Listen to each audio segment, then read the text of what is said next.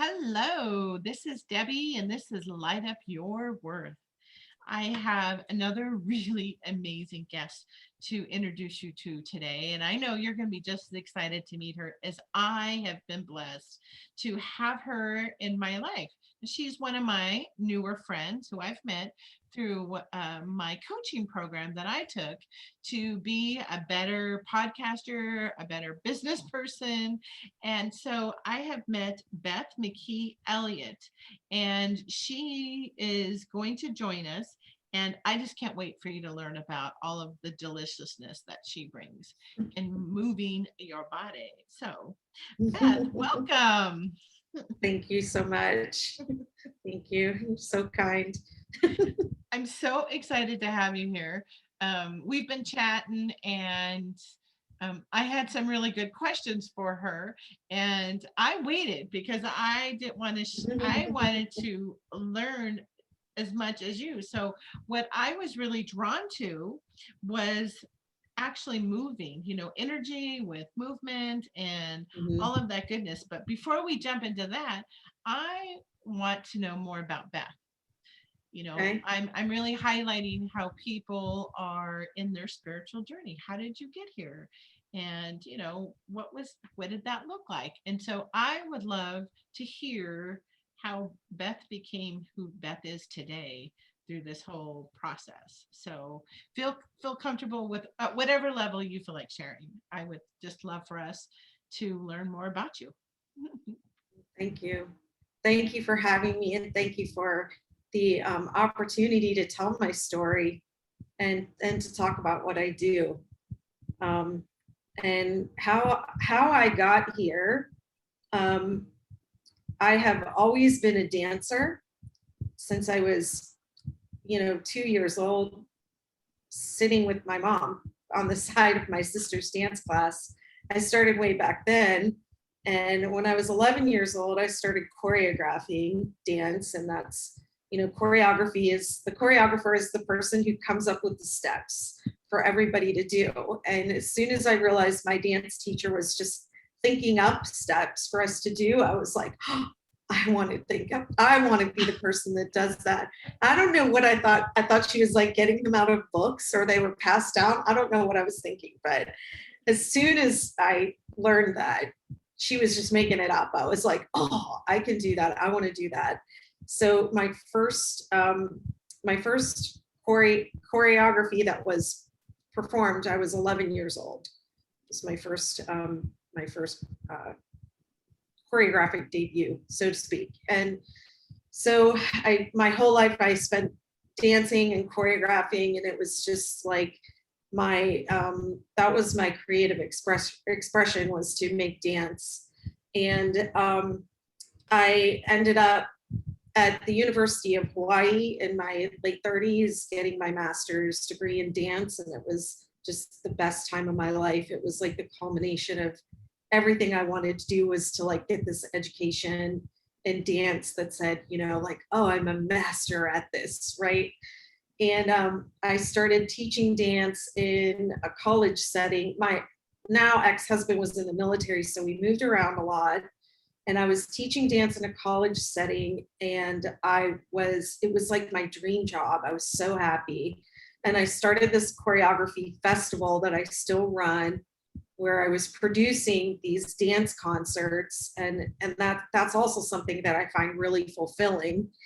And I was running my own dance company and creating my own work, and it was just everything I always wanted to do. And my marriage wasn't so great. I had a really difficult time. There was, like a lot of toxicity and conflict in the marriage. And when our kids went away to college, it was really like traumatic. It was like a trauma for me. And so my body started to break down, and I went into this trauma response where I just blew up. I gained like 50 or 60 pounds in like a really short period of time.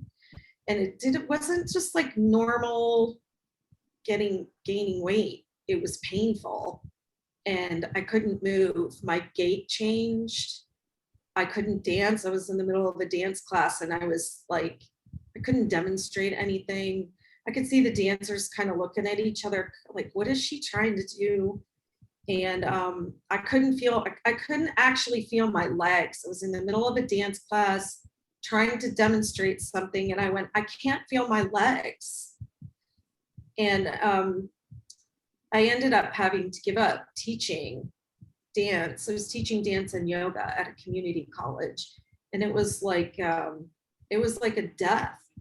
It was just terrible. And then I had this awareness that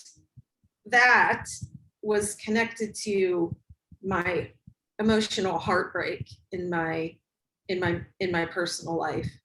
And my ex-husband was someone I had been with since I was 15 years old. He was like my first real boyfriend, and I really loved him. We had this kind of like, we thought we had this like iconic relationship where we were high school sweethearts, and we got married, and he was a Navy pilot, and we traveled all over the place. And it was like, on the outside, it was like this really glamorous, wonderful life of adventure. And it was, but on the inside, we didn't get along. And it, it just reached a boiling point where my body couldn't take it anymore. And so I had the gift of awareness that those two things were connected. I would get in an argument with my ex, I would get really upset, and I wouldn't be able to walk. We would be like almost instantaneous. So I started looking for something that would help me with the mind, body, emotion connection. Medical was not helping me at all. I ran all these tests, and they just wanted me to go on a diet. And I was a dancer, yoga and fitness instructor, so I knew how to diet and exercise, and that wasn't working. So to me, it just seemed like there's something else going on here. And so that led me into the core energetics training, which is the somatic, therapeutic somatic modality, where we use like movement and vocalizing and physical expression to address and move energy blocks in the body. So I started practicing that, and then I became a practitioner later.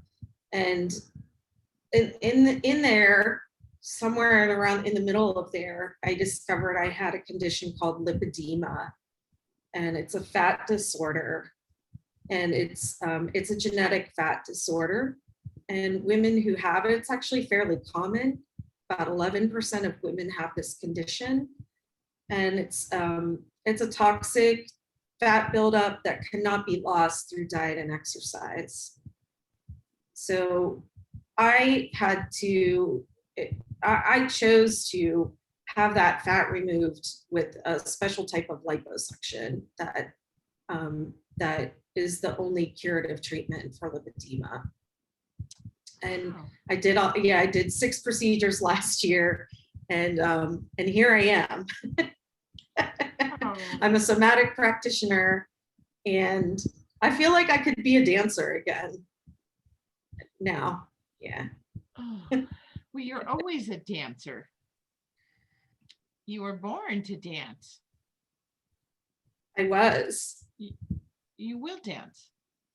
I was. And I received that message through, and through this learning, I got into energy work, and I became a Reiki master, and I studied, Reiki, another energy modality called Acunect. I did some Barbara Brennan training. I did prana healing. And in all of these, when you're learning energy work, you practice.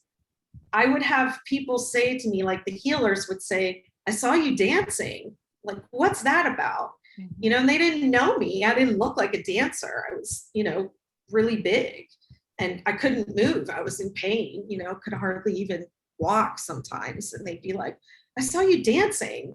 So I always throughout my journey would get these messages like, you're still a dancer. You're going to dance again. even in those moments of like, why is this happening to me? Why is this, like dance is the only thing I ever wanted to do. Like, why would the universe or God or source or whoever is running the show, like, why would you take that from me, of all things? And I would just get these messages like, you're still a dancer. You're going to dance again. And I had the awareness that this was a breaking down of me to rebuild me in a different way. And, I don't know how your psychic abilities work or but I just have like, I think they call it claircognizance, where, I'll just get this, like, it's not even like talking. I'll just get this like, thought, like, you're going to dance again. This is something that you need to take you to the next level. And so I knew that, this breakdown, my illness, my problems, my difficulties, these were things that I knew to be grateful for, because I taught that to people. I taught other people how to do that. Be grateful for your problems, because that's what makes you grow. And so I knew that that's what was happening for me, but I didn't like it. I was mad. I was like, I just want to dance. Stop it. Like this. No, I don't want to do this. But yeah, it's been I could only describe it as a dark night of the soul. It was like almost everything that I knew broke down, including my body. Well, thank you, Beth. Because I can feel that pain, like, of that season of your life, and that like, why the bleep bleep is this happening to me? Is, like, the one thing, this is my one thing. Take away all this other stuff. This is my one thing that's connecting my soul to myself, and I'm not able to do that. And I think what your experience that you're highlighting too is so, I know it's familiar to myself, and I know that it's got to be familiar to those who are listening, and those that have shared on other episodes as well, as that it's in that darkness that we get confronted with the things that, in order to evolve into who you are meant to be, we go through. And I feel like spirituality or energy work is like a life preserver to help us process the awareness that you started to have. I mean, how brilliant that you knew the connection between, especially if you hadn't been exposed to so much spirituality yet, that there was the connection between toxicity happening, you not accepting your own worth and your own value, and the deterioration of your body. Most people just, they, in the general collective, continue to go down that path of, now they are this person who has all these different ailments, and they, oh, medical can't help me, so now, and so I commend you for being able to, even in what must have been such a difficult time, that you found this part of you. And so I'm I know there's so many listening who are going to understand, like, so what is this that you discovered? How what is this? Somatic? Am I pronouncing it correctly? Somatic. Somatic sessions. What is that? How did you start to reconnect with your body and really your own soul, to have your mind, body, and spirit all connected to who I've met, right? Like, I would never have guessed. I see you as a dancer myself too. I see things, I feel things, I sense things. I have all of it. I actually see, do you remember the old TVs? And they would have like the little 3D up in the corner. That's how I see things too. So it depends on Oh, where wow. I'm at, who I'm with, how I'm able to connect in. So in the little TV up in the corner, right? It's actually on this side, on the left side right now. I see you dancing. I see. It's funny, mate. It's who I am. I see you dancing, and it's a small child in this like pink outfit, like the whole like a ballerina almost looking girl, right? Like that's who I see, and I'm seriously hearing the Elton John song, Tiny Dancer. Like I'm hearing it like Oh, wow. like, and look, my face just got all flustered, right? Like I'm clearly, it's not me. It's you are a dancer at your soul, and I just can't wait to see you do this. So how me, as well as anybody listening, like what is this connection? So if I'm starting out and what if I'm at home in pain and I'm Yeah. thinking of a very specific friend of mine who actually would really, her elements are coming through physically as well, and she's had some pretty intense trauma. So I'm holding this space for her own privacy. I won't share her name, but Okay. how is this? How can somebody who's listening, how do you, what is this? How did you connect that part of you, your whole body, your mind, and your spirit together to start this healing? What is this? Um, so the training, the modality that I began studying when I was seeking, something connection, is a modality called core energetics, and it's a somatic modality that is a marriage of something called bioenergetics and the path work. So bioenergetics is the body and energy piece, and then the path work is the spirituality piece. So bioenergetics, I'm thinking this is something that would be beneficial for your friend. And when I was really ill and I couldn't move and in a lot of pain, I did a trauma release modality it was basically the only exercise that I could do. And I could only do it for a short period of time and then I had to work up. But it's a bioenergetic trauma release, and it's a series of exercises, and it helps to move the energy through the body through tremoring.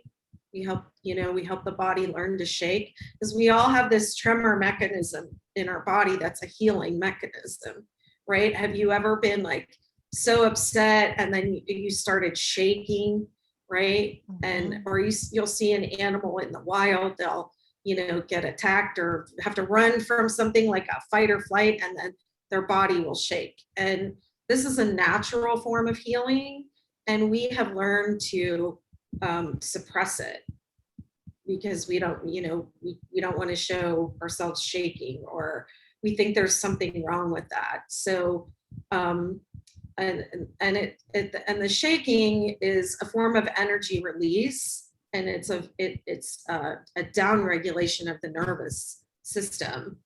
So that's one thing that I do, and it's bioenergetics is part of core energetics.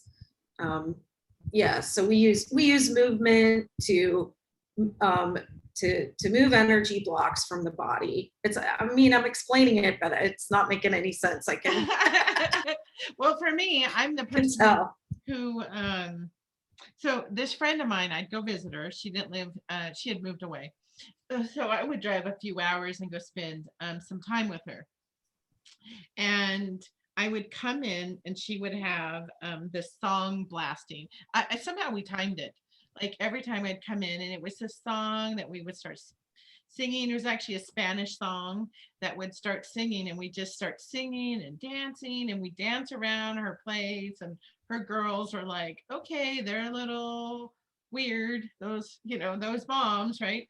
And it was actually the form of movement, right? Like the whole releasing, and it would release this movement. And so I can sense just intuitively, right? I think we all can, like how powerful being able to blend the energy with, I mean, very specific things.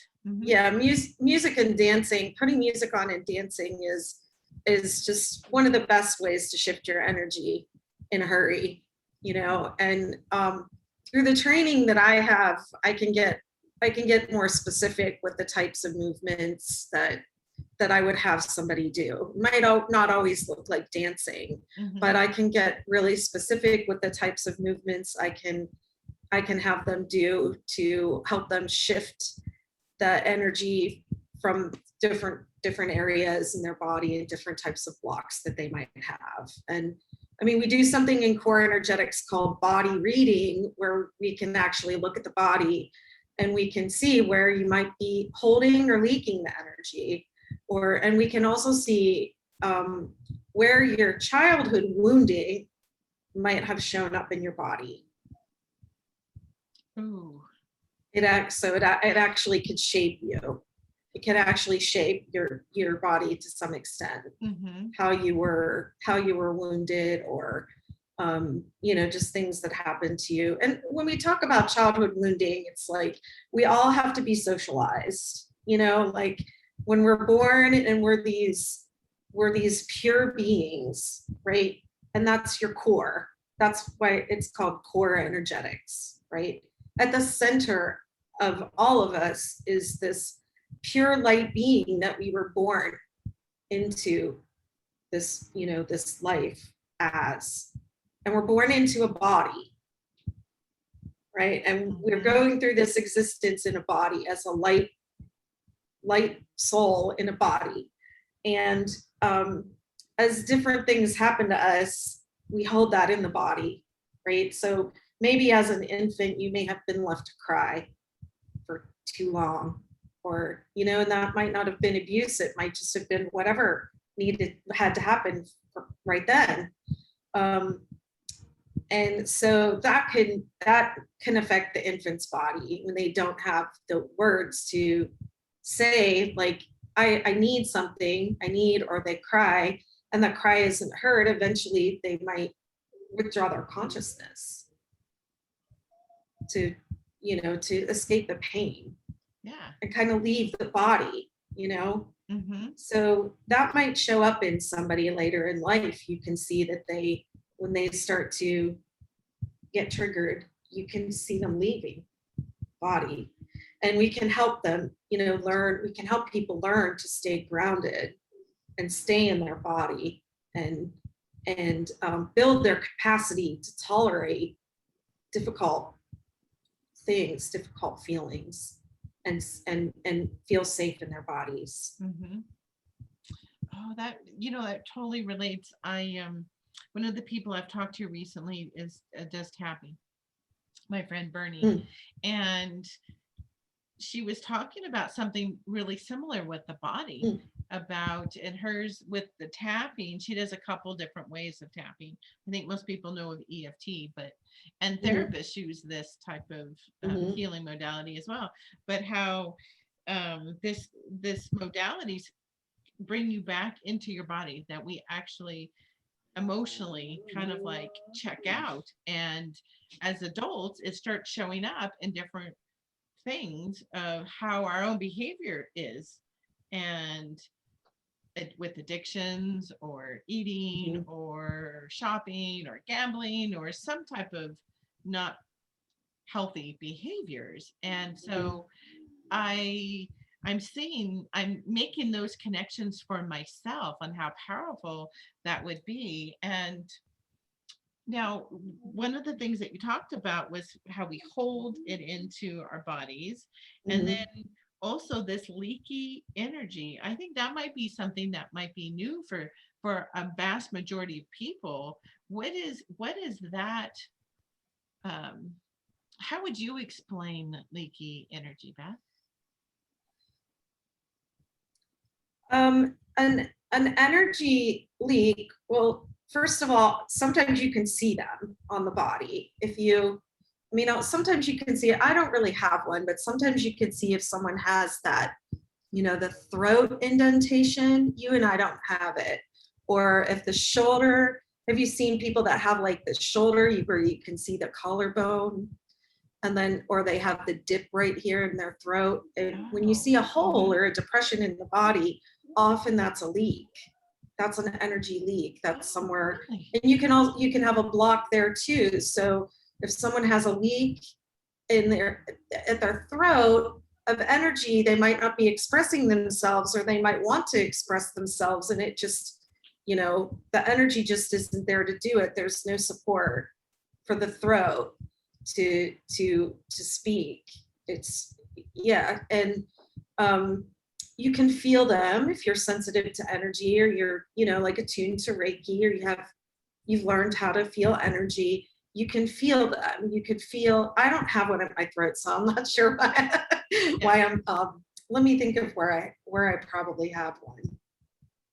I'd say probably like in the lower back is probably where mine is. Mm-hmm. And the client might have pain there because that area is weak and it's not supported. The energy is leaking out, and it's not, our energy is meant to flow, right, in a figure 8 pattern, up or lower. And then if there's a leak somewhere, then, there's somewhere that's not getting that energy that's meant to flow, right? So it'll be a place where sometimes you can feel it. Actually, to me, feels like cool air. I can feel like this cool airflow where I feel a leak. And if you put your hand on that for the client and kind of stop the leak, it might feel good to them, and if you're aware that you have a leak somewhere, you can put your hand there. And just energy works with intention, so you can just, with your hand, have the intention to close the leak and allow energy to flow into it if it needs energy. I try not to push or pull energy. I try to just allow. Just allow what needs to happen, right? So it's almost like you're scanning the body to feel for like Reiki, when you do Reiki in person, where you're looking for what the body is going to tell you. Is that, am I understanding that? If we're talking about body reading, for me, I usually start on a really physical level. I'm looking at the physical body first, and there are just a lot of things that we can pick up on just by looking at your structure, and then from there I would start asking questions about energy. So yeah. I love that. That is super powerful. And then you're able to do that. You're able to do it because we have so much capabilities, like in a Zoom, and I can work over Zoom. I like working online. If I do have a client in person, I could, touching their body and there's some massage that we use, or maybe I might put pressure on the body in a certain way, press on. I mean, I've had practitioners press on my heart until I scream, and release whatever scream is there. Yeah. Because we all have a scream. Yeah. We all have a scream stuck in us. Guaranteed. So yeah, so those are things that I can do when I'm in person. I can do the actual hands-on body work, but we don't have that available to us right now. At least I'm not practicing in person yet.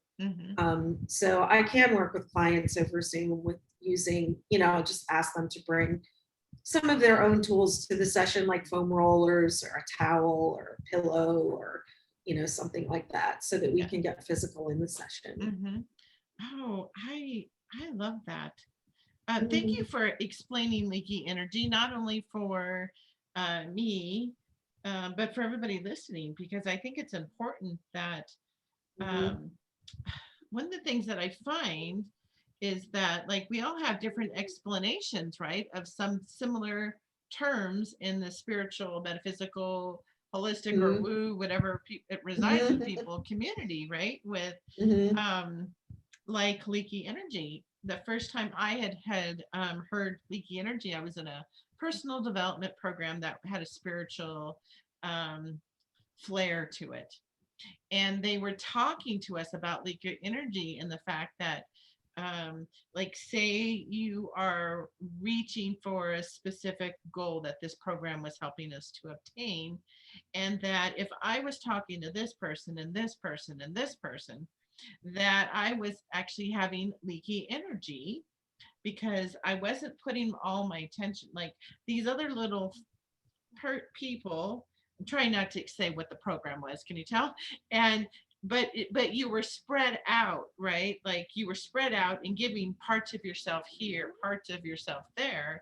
And they asked us to pull in all of our leaky energy and put these relationships on hold, these friendships on hold, to see if we could actually tell a difference in how we showed up.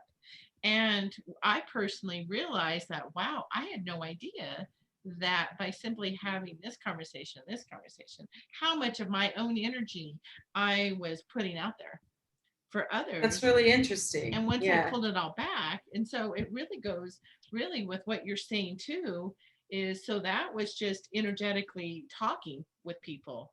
But Mhm. then the actual, like where you can feel it, is really like, I loved that you explained that too, because I'm like, oh my gosh, I'm so excited, I want to go scan my body, right, and go, oh, where am I leaky, right? So Yeah. Well, there are some, there are some bodies that we call them undercharged. They just can't hold on to any energy. They might be able to build it up and charge it up, but then just, I'm one of these people, actually, myself. And they're people that struggle with energy. They're tired. They're depressive people. They have, difficulty with boundaries, kind of, right? Like that's kind of what you were talking about a little bit, right? Was a boundary thing. I'm going out when I could contain what, the energy that I have in my little sphere, and instead of, taking it out in these different directions. And then we also have, a body can be overcharged. There are people that just hold on to all the charge, and they just bring the energy in and they hold it and they don't let it go. And they're just like stuffing and holding. And there's a lot of muscle tension with these types. And so sometimes it's like the barrel chested kind of men, lots of, they're holding it all. And those are things we can see in your actual body. Oh, that's so and it's really interesting. Like my condition, lipedema, what happened to me? My body expanded beyond its boundaries, and it's a connective tissue disorder also. So it's like your connective tissue isn't strong enough. And then so I had liposuction, and what do I have to do to control it? I have to wear compression garments that hold me in, right? So like there's this like physical metaphor, like my body actually manifested what my energy was doing in my life. I was giving to everybody else in my family, and my husband. Like I didn't even have my own really life goals. He was in the military and I just did whatever, it was like putting everybody else first to my own detriment until I got sick, right? So it's just amazing what the body will do and what it will tell you if you just look, listen, and hear the messages. And the body also you. Go ahead. Been sending you messages before it got so dramatic. Yes, it did, and I did not listen. So it's like, we're really going to get your attention now, ma'am. Right. And then there's also the, with lipedema, there's also this, the condition gaslight. It's like your body is gaslight. It's not really your body that's gaslighting you. It's the fact that people don't know what this disease is. So every time I went to my doctor, they would say, you need to lose some weight. And, I had been seeing the same doctor for years. And then all of a sudden I blow up in there, and they started treating me differently. Like, they didn't believe me when I would say, but I'm a dancer and a yoga instructor, and I know how to diet. I know how to exercise. And be like, well, maybe we could do weight loss surgery, and I'd be like, but I'm not overeating, and so there's something that happens when you are a certain BMI. Even though I don't believe in BMI, but I'll just use that. It's like when you hit a certain BMI, it's like all of a sudden you're stupid. You don't know what's wrong with you. You're not taking care of yourself. Like, women with lipedema are just not believed. And we have this experience of, like, a lot of women with lipedema that I know exercise a lot, and they're really fit underneath the lipedema fat. And so, yeah, it's a whole societal thing, where you're told if you just would diet, if you would just try harder, you would lose that weight. So it's like, there's that in there as well.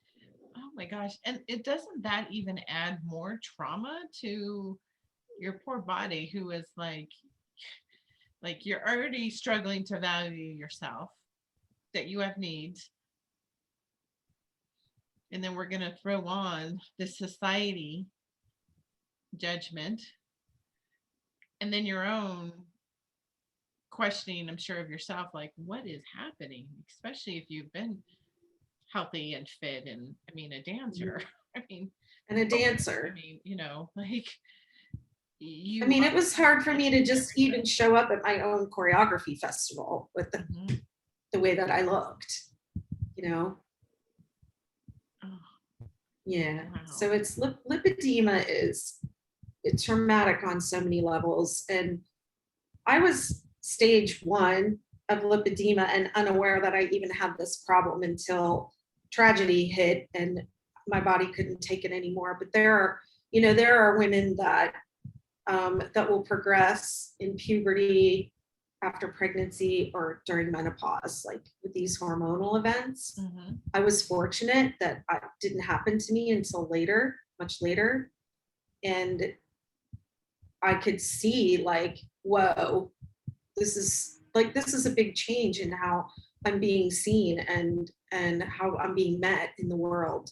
But there are women that go their whole lives without reality. They don't have they don't have the reality of, like, not having lipedema and then having it. So it's a lifelong trauma for a lot of women. And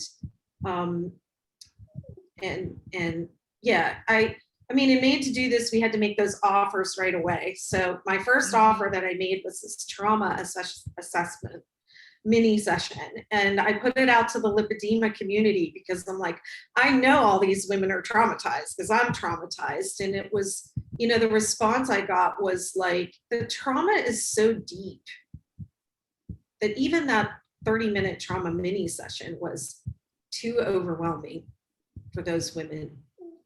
And it was just too overwhelming because it's so deep. So deep. Wow. That is, well, I am so grateful that they have somebody who actually can understand that level of trauma and pain, and that you're going to be able to help them, even if it's not in 30-minute segments, right? If it's in smaller groups, as they're able to then process it to help themselves. You're talking about, I feel like I've never even heard of, and how many of us have it and don't even know that they have it? So a lot 11%, 11 to 16% of women. I've heard it. I've heard, that was the first number I heard was 11%. And then 2 or 3 years ago, somebody said it might be actually as many as 16% of women. That's almost 1 in 5.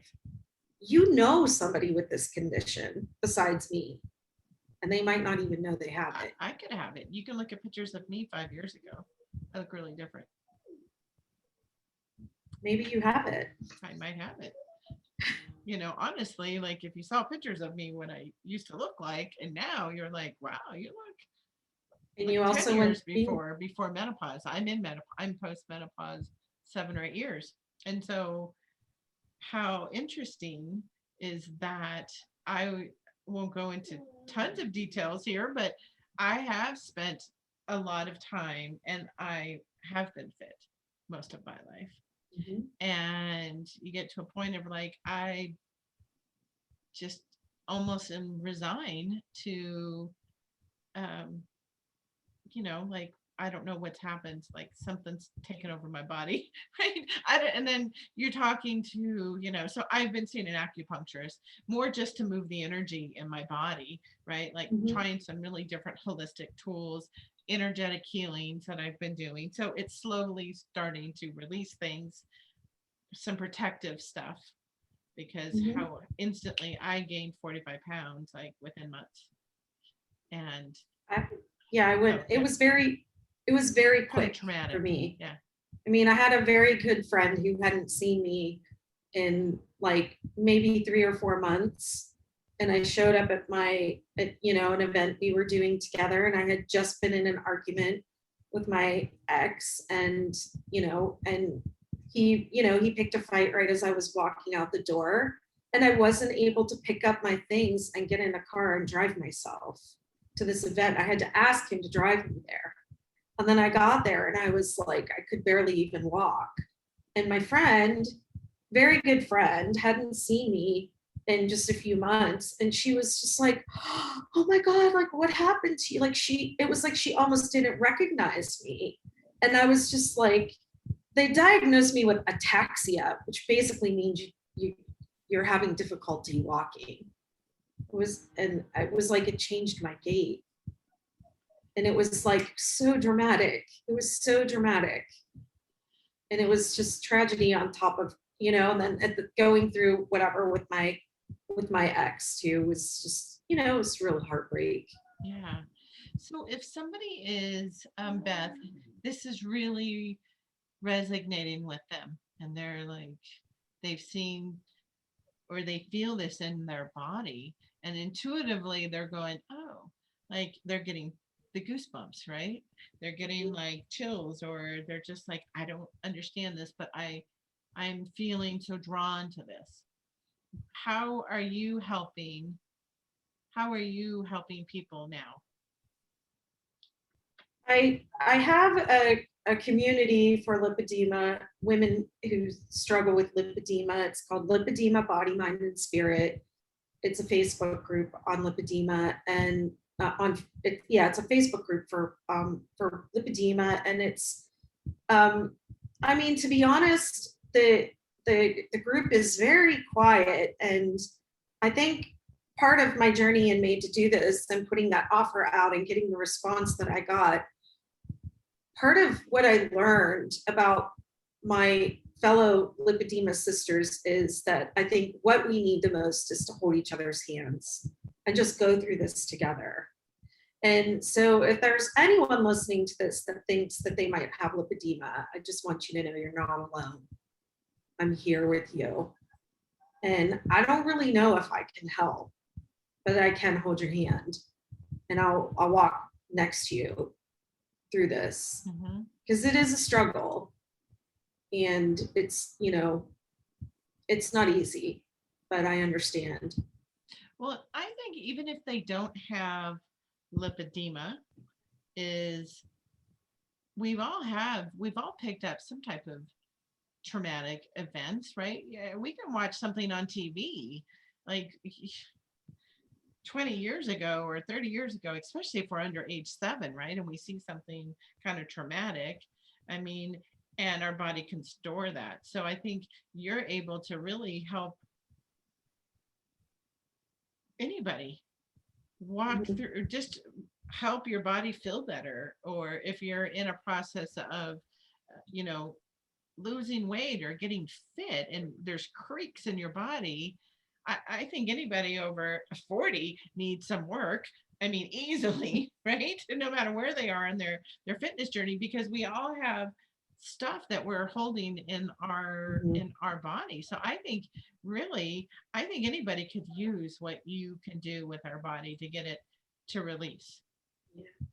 Well, I mean, the core energetics modality, I do wish everybody would do it. It really helps. It's not just a body level healing, it's like an evolutionary healing. Hmm. You know, it helps people evolve. And we break down pretenses and we break down what we call the mask. And it helps you to live more authentically. When you're able to shift the negative intentionality that you're holding in your body and that maybe you're covering up or bypassing, and you're able to like become aware that that's part of you, and you can transform the energy of the negativity to make it available for you to use for your goals, for your life goals and your authentic, your most authentic, most purposeful life. Oh my gosh. I Mhm. love that. You know, one of the things, Beth, that I have in my future plans that I am putting out to the universe is that at some point, this podcast will be able to, it doesn't, I do it for the love of meeting people, right? Like, I don't do this to make money. And at some point, maybe it will, right? Maybe it will bring in things. And one of the things that I'm putting out there, though, is that I want to be part of a nonprofit or create this nonprofit that works with women who have PTSD. Mm. And I'm a huge lover of pit bulls. I have 2 pit bulls and both rescues, and they are the most loving dogs and cuddly, and you guys hear them today. They're a little active today because you're a fellow dog lover, and Mm, they felt me. yeah, and they felt you and they came, and you know they've been you can probably hear them now. They're here close by. And but this nonprofit that I want to work with or create, I don't know quite yet how it's going to manifest itself, but it's a nonprofit that helps women with trauma, PTSD, specifically from relationships. Oh, Because wow. you know, and to mirror them with um, a pity, where they're able to heal each other, because my dogs have been such a phenomenal people in my life. And I mean, my family, kids too, but these 2 particular pitties, you know, they go through so much. And this nonprofit, I want to be able to take women who have PTSD with trauma and mirror them with a dog. And it includes housing, because there's so much discrimination against the breed. Mhm. And they get trained. And so when I think about that, I think of your work, and I think of what they would obviously need, somebody who can help them even understand what that leaky energy is as they Mhm. heal themselves through, Mhm. you know, so many different ways. And I think this is one key way that they could help get their bodies physical, so that they have more energy, so that as they're starting over, as they're learning to really trust that the world has so much goodness. There's so many people who want to love on them and the dogs. And the dogs make you feel better, like you sleep better at night having, you know, not a chihuahua. I love chihuahuas too, but you know, like the sheer mass of the dogs, right? And they actually give hugs. This breed gives hugs. If people Oh, familiar wow. with it, you can actually hug them. They're hugs. They cuddle on you, and Aw. and they're super loyal. I think they have traits that, especially somebody trauma, PTSD through relationships. And so I really see how you can help women with these very specific women with PTSD with relationships. So Absolutely. I can see you being part of this. And I know that, I'm launching this membership, and it will already be launched by the time this podcast is published. But I Oh, know that wow. people will also be able to, meet you and experience this too in the membership. So I want people to be aware of that, you are going to be one of the guests this year in it. We're already setting those intentions for that to happen because you're needed.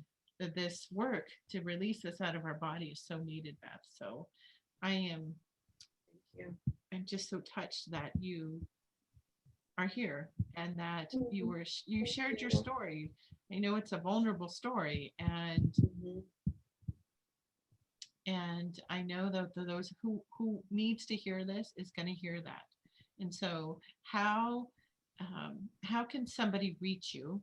You mentioned your Facebook group, which I'll add into the show notes. Great. I don't well. think I even included that. Mhm. Yeah, the Facebook group for women with lipedema is called Lipedema Body, Mind, and Spirit. So, but I think the best way to find me and all my offers and everything I do and contact me directly would be through my Instagram. Mhm. And it's the Instagram handle is These Legs Dance. These Legs Dance. THESELEGSDANCE. Like I don't know how to spell it, but I'm looking at the paper. I know sometimes when people read it or they see me like on a live and they're like, this what is that? Oh, These Legs Dance. It's not easy to say, but I yeah. love that. Thank you so much, Beth, for honoring Thank you for me. having me. It's really, I feel so blessed. Yeah, I really do. this is Appreciate it. so much love. I will add all of this in the show notes for everybody listening. And thanks. And we will see, there she is right there. Here's the bell. Time to go. Like she's almost done.